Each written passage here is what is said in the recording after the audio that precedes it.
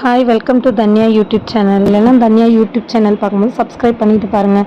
இன்றைக்கி காலையிலே தன்யாவுக்கு ரொம்ப ஹெல்த்தியான கஞ்சி தான் செய்ய போகிறோம்.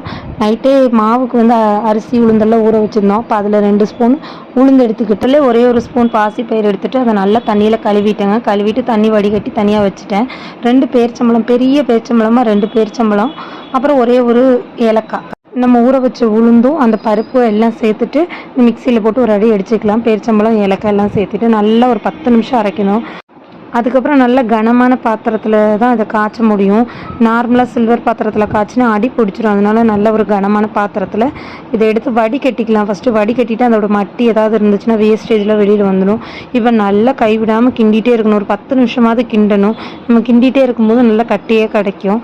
அதை வந்து பாப்பாவுக்கு கொடுக்கலாம். பாப்பாவுக்கு நல்ல ஹெல்த்தியான வெயிட் கெயின் ஆகும்.